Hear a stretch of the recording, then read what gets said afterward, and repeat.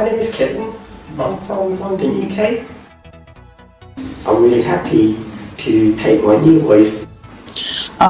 My problem started when I was 12 years old. This will definitely motivate people who are suffering from similar situations. Are you high pitch voice problem? तो अभी तो sir मेरे को बहुत अच्छा लग रहा है, वॉइस में काफ़ी फर्क आ रहा है. Okay. I actually had this surgery in the back and You said, I'll take it as a challenge and I'll give you your voice back without any invasive procedures. After surgery, I have vocal cord paralysis. And now I can speak normal. I feel good. Hi, I'm Cyrus. Hi, my name is Cyrus. Hi, I'm Chong. Now my voice has recovered and improved. इसलिए मुझे बहुत ही problem, मैं पहले से ज़्यादा बेहतर महसूस कर रहा हूँ. My name is Shiraldin from Warnell. And I'm very happy that I'm speaking like a normal people with a bass voice like male. So I'm having this voice problem. I spoke with a few of my friends and they found reasonable changes in my voices. I've been facing difficulty in speech. You are able to speak words properly and sentences properly. Just you try to say something. treatment the same day. After 2 hours I got my voice.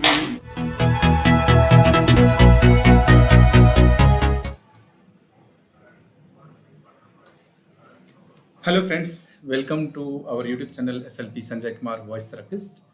And today we are live and today date is 8 December 2022. And today we are before treatment live with Yuvraj Bansal, and in the future we are going to be post-treatment live. So please subscribe our YouTube channel, press the bell icon so that you can watch the post-treatment live. तो नमस्कार दोस्तों, आप सभी का स्वागत है हमारे YouTube channel SLP Sanjay Kumar voice therapist पर. और आज हम लोग ट्रीटमेंट से पहले लाइव हो रहे हैं और आज हमारे साथ हैं युवराज बंसल. इनको एक वॉइस की समस्या है जिसको हम लोग बोलते हैं टेक्निकली प्यूबरफोनिया. और आज हम लोग ट्रीटमेंट से पहले लाइव हो रहे हैं. आज डेट है 8 दिसंबर 2022 और भविष्य में हम लोग ट्रीटमेंट के बाद भी लाइव होंगे. तो अगर आप इनके पोस्ट ट्रीटमेंट लाइव को देखना चाहते हैं तो हमारे यूट्यूब चैनल को सब्सक्राइब कर लीजिए, बेल आइकन को प्रेस कर लीजिए.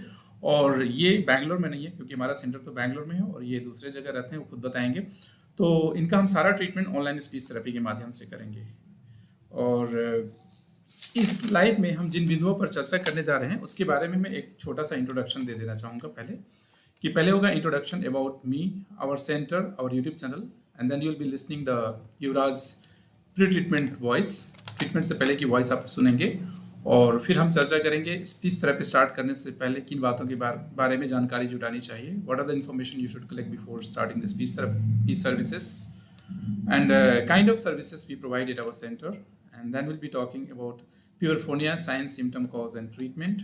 And then we'll be talking, is there any side effect of voice therapy or any side effect of self-treatment? Next will be how to contact us.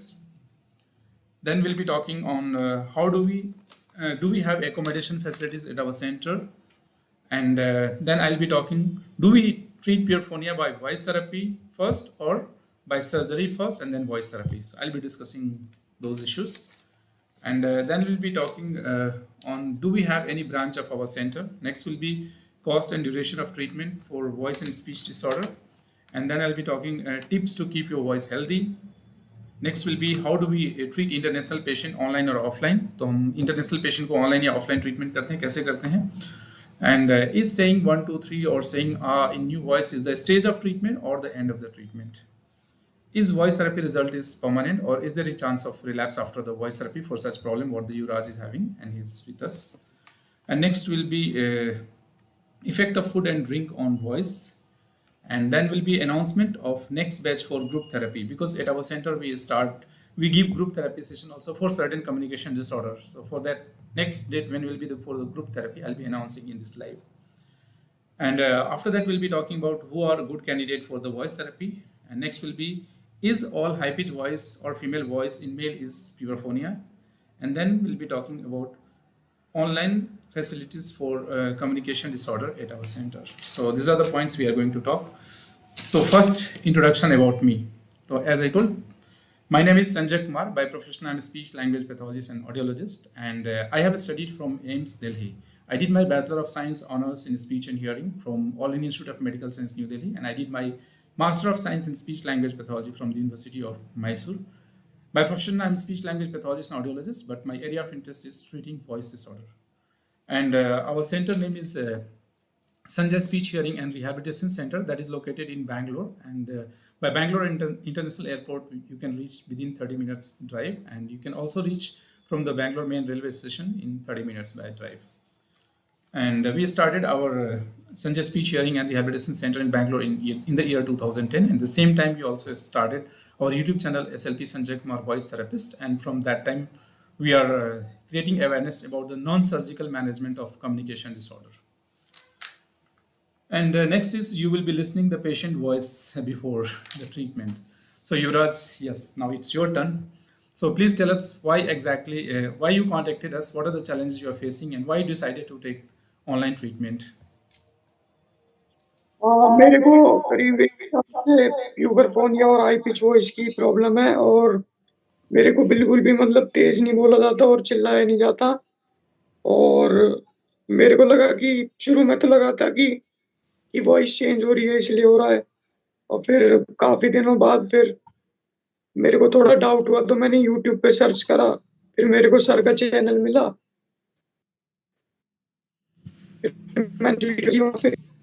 फिर मेरे को लगा कि मेरे को प्यूबरफोनिया है, तो मैंने फिर पापा से बोला कि कांटेक्ट करें इनसे, फिर सर को कांटेक्ट करा और आज बैठा हूँ लाइव। हाँ, तो आपने ऑनलाइन ट्रीटमेंट लेने का फैसला क्यों किया? क्योंकि एक्चुअली मैं ग्रेटर नोएडा गाजियाबाद में रहता हूँ, और वहां तक बेंगलोर तक आना तो मतलब इम्पॉसिबल से हो जाएगा, क्योंकि पापा एक्चुअली दिल्ली पुलिस में है, पापा भी काफी बिजी रहते हैं और मैं अकेला तो आ नहीं पाऊंगा, इसलिए फिर मेरी भी स्टडीज वगैरह थोड़ी डिस्टर्ब हो जाएंगी इसलिए। ठीक है, तो हम लोग ऑनलाइन स्पीच थेरेपी के माध्यम से आपको हेल्प करने की कोशिश करेंगे। और जो लोग इस लाइव वीडियो को देख रहे हैं, अगर उनके मन में उत्सुकता है कि ट्रीटमेंट के बाद युवराज की वॉइस सच में ठीक हो पाएगी या नहीं हो पाएगी, तो हमारे यूट्यूब चैनल को सब्सक्राइब कर सकते हैं, बेल आइकन को प्रेस करके पोस्ट ट्रीटमेंट लाइव भी जरूर देखिए। और युवराज, हम लोग आगे बढ़ेंगे, आप अपने माइक को म्यूट कर लीजिए। अब हम नेक्स्ट टॉपिक पर आते हैं। तो next topic was speech therapy start करने से पहले किन बातों के बारे में जानकारी जुटानी चाहिए। तो जब भी आप स्पीच थेरेपी स्टार्ट करने जाते हैं, तो क्योंकि आजकल सोशल मीडिया का ज़माना है और बहुत सारे फेक और बहुत सारे हेल्थ केयर क्रैक्स भी अपने आप को स्पीच थेरेपिस्ट कहते हैं, अपने नाम में लगा लेते हैं, तो एक इनोसेंट व्यक्ति को काफ़ी मुश्किल हो जाता है कि सही और नकली पे पहचान करना। तो उसके लिए कुछ चीज़ों के बारे में बताता हूँ। जब भी आप स्पीच थेरेपी स्टार्ट करने जाते हैं, तो सबसे पहले ये पता कीजिए कि आपके जो स्पीच थेरेपिस्ट हैं उनका नाम क्या है, पहला। दूसरा, उन्होंने कौन से ईयर में स्पीच इंजीनियरिंग साइंस में ग्रेजुएशन या पोस्ट ग्रेजुएशन की डिग्री प्राप्त की, कौन से ईयर में मैं पहले कर रहा हूँ। क्योंकि फेक लोग क्या करेंगे, कॉलेज का भी नाम डाल देंगे फेक और ABCD डिग्री भी कुछ डाल देंगे, लेकिन कौन से ईयर में उन्होंने डिग्री प्राप्त की इस चीज़ों को छुपाएंगे, क्योंकि फिर कॉलेज ट्रैक कर सकता है या फिर उनके क्लासमेट ट्रैक कर सकते हैं कि ये तो हमारे साथ पढ़ा नहीं, तो फिर वो मुश्किल में पड़ जाएंगे। तो कौन से ईयर में डिग्री प्राप्त की, ये सबसे पहले पता कीजिए। फिर क्या डिग्री है, बैचलर तक की डिग्री है इस फील्ड में, मास्टर तक की डिग्री है। जैसे कि मेरी डिग्री का नाम है bachelor of science honours in speech and hearing, जो बैचलर की डिग्री है। जो मास्टर डिग्री है उसका नाम है master of science in speech language pathology. तो उसी तरह से देखिए कि उनकी डिग्री का फुल फॉर्म भी क्या है, और फिर ये देखिए कि किस स्पीच एंड हियरिंग कॉलेज से या किस मेडिकल कॉलेज से उन्होंने पढ़ाई की है। उनका जो कॉलेज है, अगर स्पीच एंड हियरिंग कॉलेज है तो कौन सी यूनिवर्सिटी से एफिलिएटेड था। फिर वो रजिस्टर्ड है कि नहीं, रिहैबिलिटेशन काउंसिल ऑफ इंडिया में RCI में रजिस्टर्ड है कि नहीं। अगर रजिस्टर्ड है तो उनका रजिस्ट्रेशन नंबर क्या है, और अगर रजिस्ट्रेशन नंबर भी है तो वो स्पीच पैथोलॉजिस्ट ऑडियोलॉजिस्ट रजिस्टर्ड है कि नहीं है। कई बार क्या होता है कि रिहैबिलिटेशन फील्ड में काम करने वाले कुछ टेक्नीशियन या स्पेशल एजुकेटर या दूसरे व्यक्ति भी रजिस्टर्ड होते हैं, तो RCI में रजिस्टर्ड होना अपने आप में ये प्रूफ नहीं करता है कि कोई भी व्यक्ति एक स्पीच पैथोलॉजिस्ट एंड ऑडियोलॉजिस्ट है। उनकी डिग्री और यूनिवर्सिटी को चेक कीजिए और कौन से ईयर में प्राप्त किया। तो इन सारे चीज़ों के पीछे हाथ धो के पड़ जाइए। अगर वो झोला छाप किस्म का व्यक्ति होगा तो इनमें से सारी बातों को नहीं बताएगा, एक बात बताएगा, चार बात नहीं बताएगा। तो आपको समझ में आ जाएगा। और कई बार झोला छाप किस्म के लोग ये चीज़ का क्लेम करते हैं कि वो बहुत सस्ते में ट्रीटमेंट करते हैं। तो ये एक्चुअली में पैदा कैसे होते हैं, वो सस्ते में ट्रीटमेंट को ऑफर कैसे करते हैं, मैं ये अवेयरनेस के लिए बताता हूँ। जैसे कि मान लीजिए किसी को फीवर है और वो एक फिजिशियन के पास जाता है अपने दोस्त को लेकर, देखा कि फिजिशियन ने कुछ एंटीबायोटिक्स, कुछ एंटीबायोटिक मेडिसिन दिया, पड़ोस में किसी को फीवर हो गया, अब उसने वही चीज़ें रिपीट कर दी वो पर्ची देख करके। अगर गलती से पड़ोस वाला ठीक हो गया तो अब ये सोशल मीडिया में पेज बना करके लिखेंगे फीवर क्योर सेंटर, तो मैं भी तो डॉक्टर बन गया, फीवर का डॉक्टर बन गया। तो ऐसे ही हमारे फील्ड में भी होता है। तो आपको थोड़ी सावधान रहने की ज़रूरत है। हो सकता है कोई एक व्यक्ति ठीक हो जाए इस टेक्निक से, लेकिन अगर फीवर का कारण अगर आप ठीक से नहीं समझते हैं, सही ट्रीटमेंट नहीं करते हैं, तो कई बार लेने के देने पड़ जाएंगे। तो हमारे क्लिनिक में भी ऐसे लोग आते रहते हैं कि कई बार वोकल कॉर्ड को डैमेज करके vocal cord nodule, polyp, muscle tension dysphonia, एक पेशेंट तो वोकल कॉर्ड पैरालिसिस डेवलप कर लिया था, जो हेल्थ केयर क्वैक्स से कर सकते हैं ट्रीटमेंट लेकर के। और हेल्थ केयर क्वैक्स की बात अगर मैं करता हूँ तो मैं ये कहता हूँ कि जैसे कि अगर मान लीजिए कोई एक डेंटिस्ट है, दांत के डॉक्टर हैं, लेकिन वो अगर दिल का इलाज कर रहे हैं तो मैं उनको भी क्वैक की ही श्रेणी में रखूँगा। तो अगर मान लीजिए एक सर्जन है और वो वॉइस थेरेपी दे रहे हैं तो उन्हें सर्जरी करनी चाहिए, या वो अगर फिजिशियन है तो उन्हें मेडिसिन देनी चाहिए, सर्जरी करनी चाहिए। लेकिन वो अगर वॉइस थेरेपी देते हैं तो ये भी मैं सोचता हूँ कि हेल्थ केयर क्वैक्स की ही श्रेणी में आनी चाहिए, ये मेरा मानना है। और अगर एक वॉइस थेरेपिस्ट मेरे जैसा कोई व्यक्ति अगर कर लेने से आप उस फील्ड के एक्सपर्ट नहीं होते हैं। और ऐसा हेल्थ केयर क्वैक्स वाली जो प्रैक्टिसेस जो लोग करते हैं, शायद अपने फील्ड में अच्छे से पढ़ाई नहीं करते हैं, अच्छे एक्सपर्ट नहीं हो पाते हैं, तो दूसरे फील्ड में अनएम्प्लॉयमेंट की वजह से इधर उधर हाथ मारते हैं। तो वैसे लोगों से सावधान रहने की ज़रूरत है। मैंने देखा है कई सारे सोशल मीडिया पेज पे शाउटिंग करवाते हैं, बहुत ज़ोर ज़ोर से शाउटिंग करवाते हैं। Shouting is a kind of vocal abuse, जिससे वोकल नॉड्यूल होने का डर रहता है। तो और घर पे शाउटिंग करने के लिए भेज देते हैं और फिर पेशेंट मेरे क्लिनिक में आते हैं तो बताते हैं कि ये सब हिस्ट्री है। और मैं देखता हूँ कि किसी को वोकल नॉड्यूल डेवलप हो गया है, किसी की वॉइस और भी ख़राब हो गई है। तो ये सारी चीज़ें मैं अवेयरनेस के लिए बताते रहता हूँ। And next is kind of service we provide. To understand the kind of service at our center, I'll suggesting those who are watching this live, please refer our YouTube channel playlist. So once you refer our YouTube channel playlist, you'll find different communication disorder playlists, and each and every playlist will be having different communication disorder and then pre and post treatment videos. So that will give you an idea what changes happen with the patients and how much duration it takes, and what so that will give you a basic idea. So especially if you go to our YouTube channel playlist, you'll find the playlist of like puberphonia, high pitch voice, vocal cord paralysis, stammering, functional aphonia, functional dysphonia, phonatory gaps, sulcus vocalis, misarticulation, aphasia which happen after the stroke. And तो मैं इसको हिंदी में भी बताऊंगा और English में भी बताऊंगा। तो when the puberphonia will happen, like if a boy whose age is more than 13-14 years, and when he is calling to the people on the phone, still they are thinking a small child is speaking, even after the puberty. So it can be a symptom of puberphonia. And why it happens? So during puberty, the vocal cord mass and length increases and the pitch reduces. To understand in more detail, let's understand the normal speech production mechanism. For normal speech production, first thing is the thoughts that comes in the brain, then we take air, that air goes to the lungs. When we breathe out, we put air pressure below the vocal cord. Here we have larynx. Inside the larynx, we have two string-like structures known as vocal cords. So once you put air pressure below the vocal cord start moving like a string of a violin and guitar, and sounds generate. Then we modify that sound into different sound with the help of our articulators like lips, tongue, jaw, teeth, palate. These are known as articulators. So when you want to say the tongue will be coming between the teeth. When you want to say back of the tongue, it will be elevating and touching the soft palate. So each and every sound has own place, own manner of articulations. When you say a one sentence, so many things happen at a time.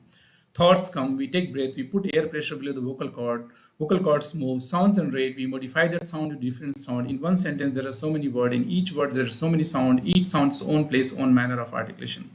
So it is a little complex process. In this process, there are hundreds of our body muscles works in a very, very coordinated way. If coordination among these muscles goes, fluency goes. That can be seen in case of stammering.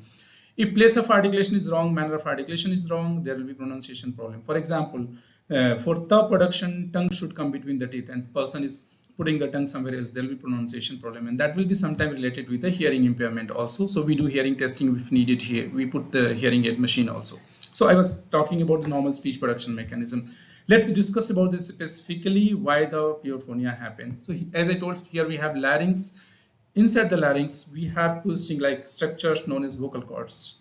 So during puberty, in case of boys, due to a hormone called testosterone, mass of the vocal cord, length of the vocal cord will increase and pitch reduces. So in a very simple way, before puberty, the vocal cord will be, in case of boys, a thin string of a guitar-like structure, and during puberty or after puberty, it's become thicker. So it will become more thick string of a guitar-like structure. So if guitar string is thin, the pitch will be higher, voice will be shrill. If guitar string is thick, the pitch will be lower. So in case of boys, what happened? The boy has spoken in a high-pitched voice from childhood to puberty. And now during puberty, vocal cord mass got increased, length got increased, and the vocal cord is ready to produce the low-pitched voice. But because of so many years habit, he will not able to switch on to the new voice. So his vocal cord mass and length is like normal boy, but he has used the high-pitched voice from so many years. So instead of vibrating the whole mass and the whole length, he will just vibrate thin edges of the vocal cord to maintain his childish voice. So if this is the vocal cord, and if the boy is vibrating only thin edges, like here Yuvraj is vibrating only thin edges, so what will happen? Vocal cord is actually a thick string of a guitar-like structure, but behaving like a thin string of a guitar-like structure. And when the guitar string will be the thin, pitch will be higher. So what I will do as a speech language pathologist and voice therapist, I will stimulate whole mass and the whole length of your vocal cord.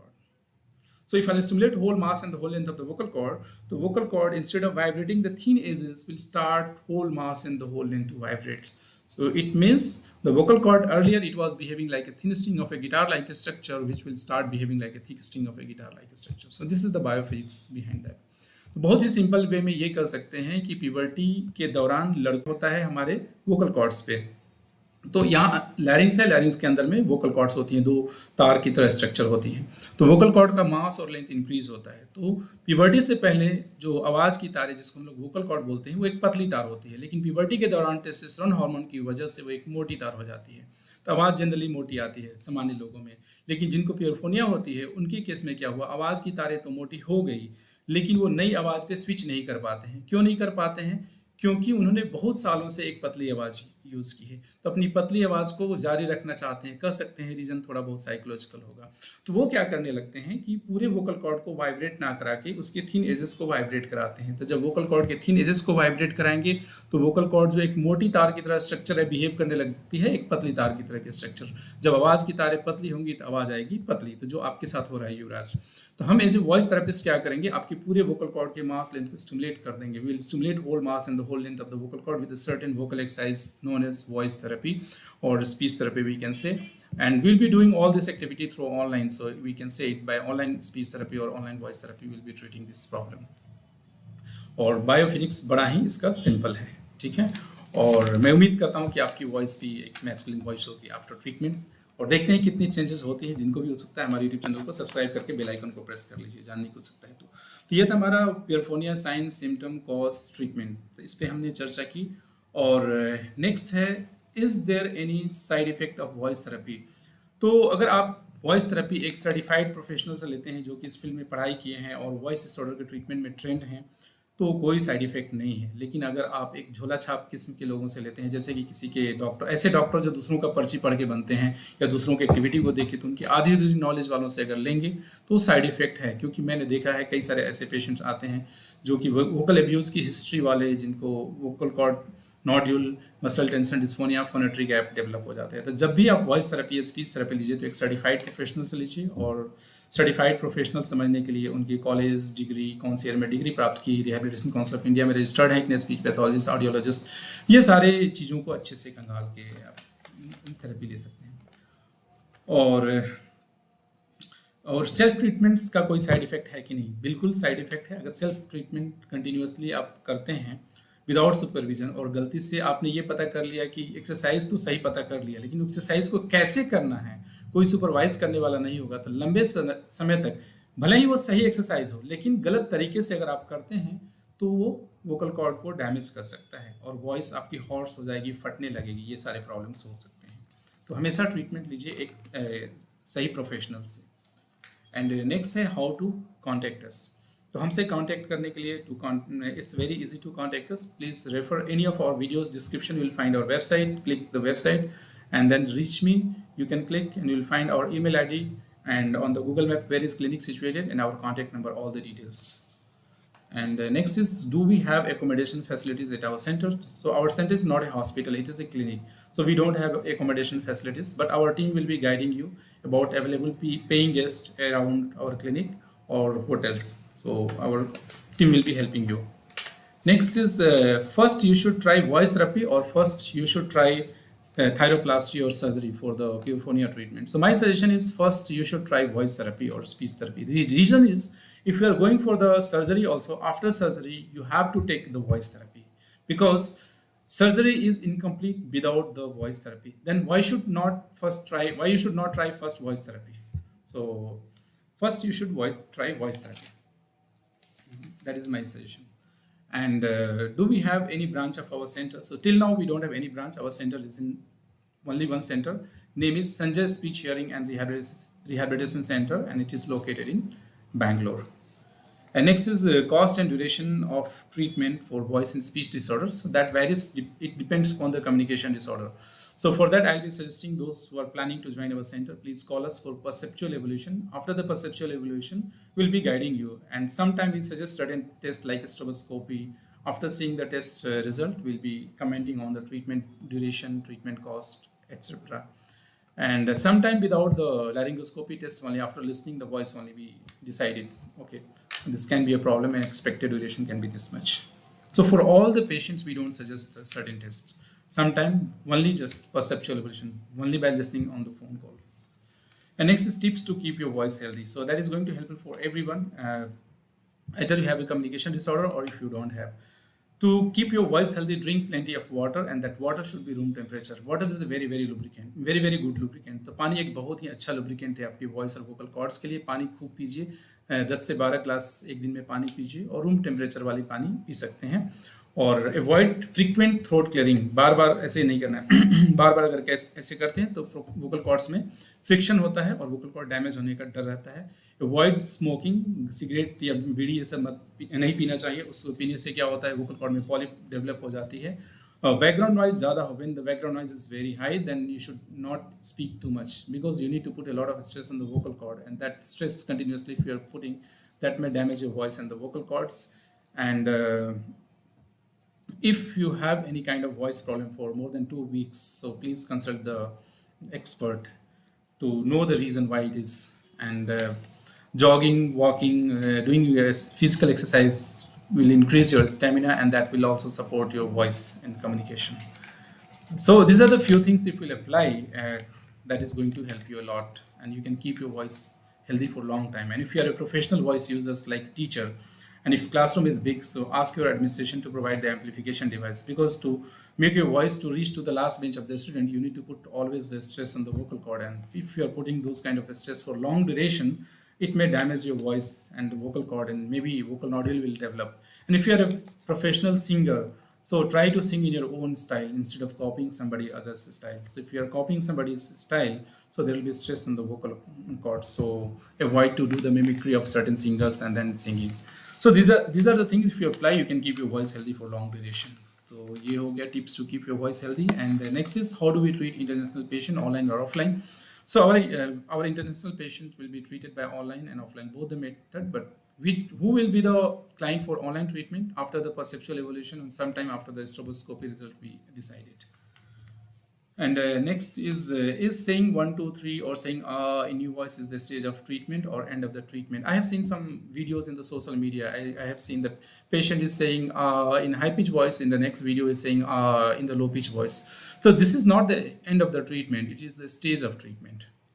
Because if you want to go to Delhi, so you should reach to Delhi, and the Delhi is here talking at conversation stage. So if you are reaching just at the level of something or 1, 2, 3, so that can be a stage of treatment. It is not Delhi. It may be in the way, maybe it is in the Ghaziabad. So we should reach to the particular destination. And I'm just surprised why those kind of people are in so much hurry to put the stage of treatment in the social media. Why not the before treatment and after treatment, after completion of treatment? So if you want to impress, even so it should be at the conversation stage, not like once the patient is saying one in the high pitch voice and the next one in the low pitch voice. So that is the stage of treatment. End of the treatment means the patient can talk fluently in the new voice. Then only we should think, okay, the patient has got some results. So these things you should know that, and you should not get impressed by seeing any video while saying in a high pitch voice and saying in a low pitch voice, or saying one in a high pitch voice and saying one in low pitch voice. No, it should be at conversation stage. कहने का मतलब, अगर कहीं social media में आप ऐसा video देखते हैं कि कोई पेशेंट एक पतली आवाज़ में बोल रहा है और फिर अगले वीडियो में एक मोटी आवाज़ में बोल रहा है, तो ऐसे वीडियो से इम्प्रेस होने की बिल्कुल ही ज़रूरत नहीं है, क्योंकि ये एक स्टेज ऑफ ट्रीटमेंट है। एंड ऑफ द ट्रीटमेंट का मतलब होता है कि पेशेंट एक कॉन्वर्सेशन के स्टेज पे पहुंच जाए। और ऐसे लोगों को, जो लोग इस तरह की वीडियो डालते हैं, मुझे आश्चर्य है कि इतनी जल्दीबाजी क्यों है ऐसे वीडियो डाल के लोगों को इम्प्रेस करने के लिए। और कई बार पेशेंट कंफ्यूज होकर वैसी जगहों पे भी जा सकते हैं और पता लगा कि वो रास्ते में ही रह गए। आपको दिल्ली जाना है तो आपको गाजियाबाद में तो नहीं छोड़ा जाएगा ना, दिल्ली में छोड़ा जाएगा, है ना। तो कहने का मतलब 1 2 3 तक लाना मतलब गाजियाबाद पे पहुंचा के छोड़ देना है। कन्वर्सेशन का मतलब कि आपके डेस्टिनेशन तक पहुंचना। तो ये हो गया इज सेइंग 1 2 3 और saying in your voice is the stage of treatment और एंड ऑफ द ट्रीटमेंट। इस पे हमने चर्चा की। Is voice therapy result is permanent. तो अभी तक का जो मेरा एक्सपीरियंस है युवराज, आपको जो समस्या है, इस तरह की प्रॉब्लम अगर हम ट्रीटमेंट कर देते हैं तो मुझे पक्का भरोसा है अपने पिछले एक्सपीरियंस के आधार पर कि वो ट्रीटमेंट के बाद जो रिजल्ट आएगी वो परमानेंट होगी, जो मेरा एक्सपीरियंस कहता है। लेकिन हेल्थ साइंस मैथमेटिक्स नहीं है, 2+2 हमेशा 4 नहीं होता है, तो एक्सेप्शनल सिचुएशन होने के चांसेस हो सकते हैं, लेकिन पिछला एक्सपीरियंस के आधार पे यही है। और इनफैक्ट इन चीज़ों के जानने के लिए मैं कोविड पैंडेमिक के टाइम में ऐसे मेरे पेशेंट जिनका मैंने 7 साल 8 साल पहले ट्रीटमेंट किया था, उनके टच में आया और उनके साथ मैंने लाइव किया।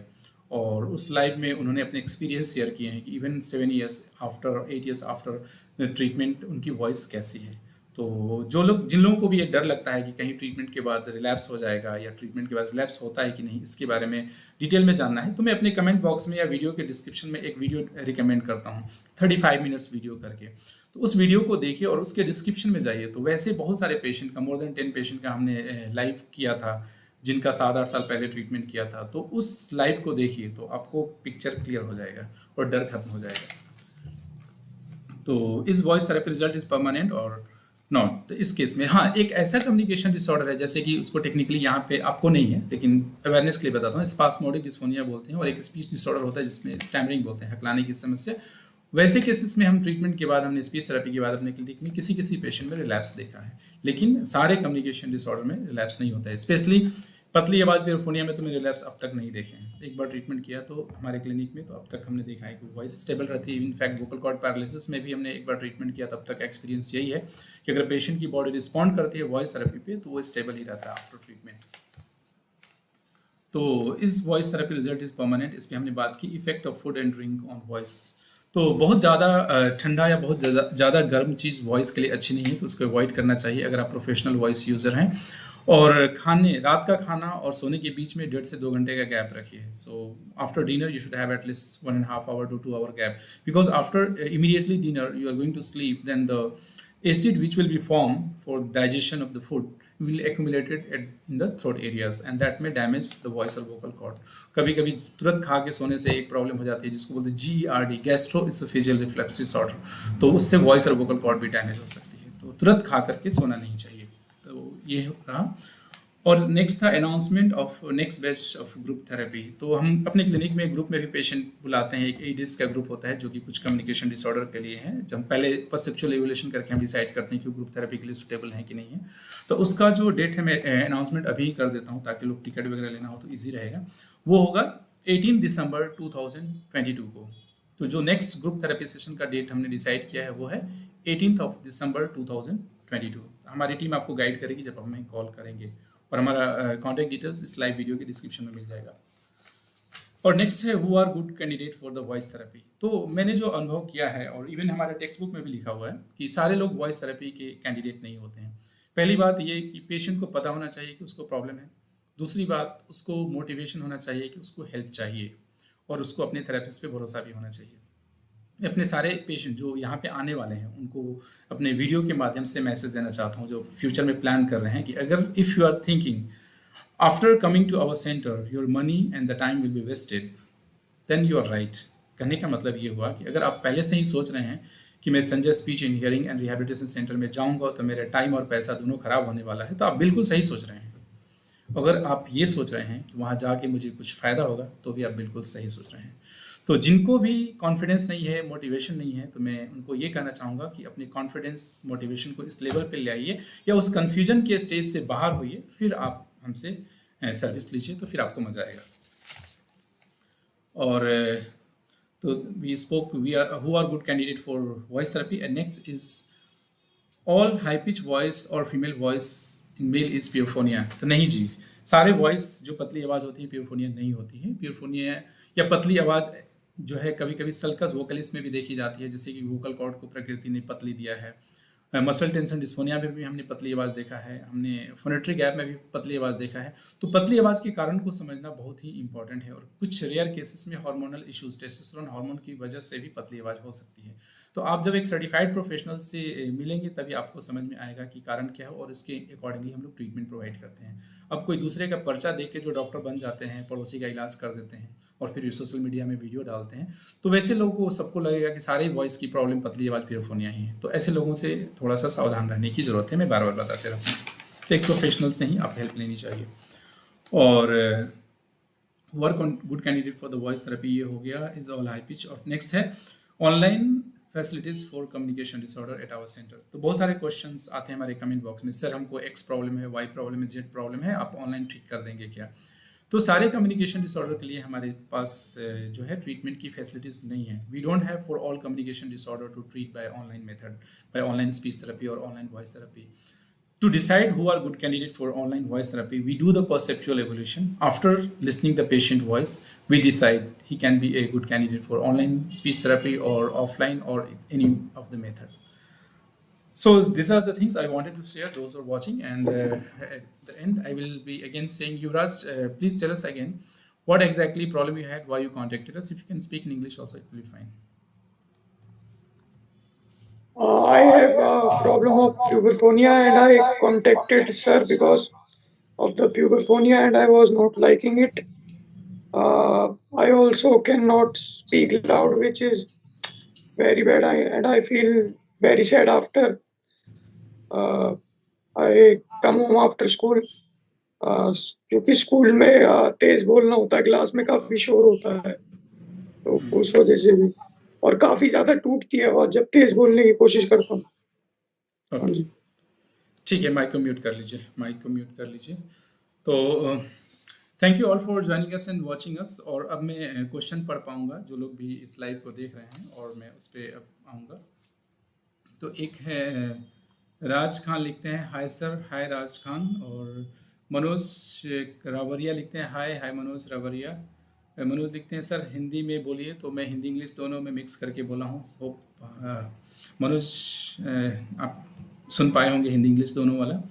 और मनोज लिखते हैं हम भी अपनी आवाज़ ठीक करवाने हैं।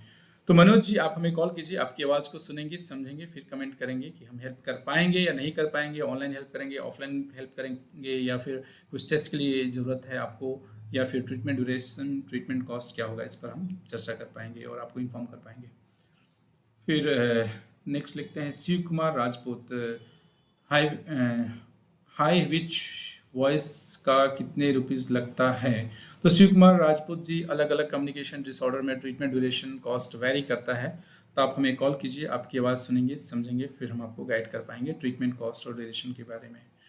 तो thank you all for joining us and watching us. और जिन लोगों को भी उत्सुकता है कि युवराज की वॉइस ट्रीटमेंट के बाद क्या होगी, अगर मन में उत्सुकता है तो हमारे यूट्यूब चैनल को सब्सक्राइब कर लीजिए, बेल आइकन को प्रेस कर लीजिए और उसे ज़रूर देखिए।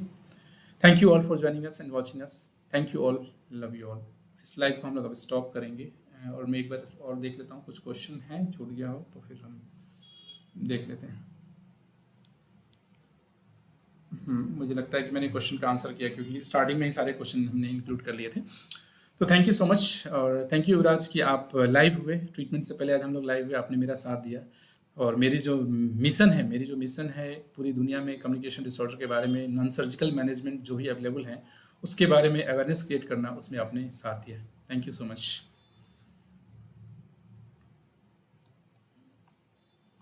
And thank you all for watching. Thank you so much.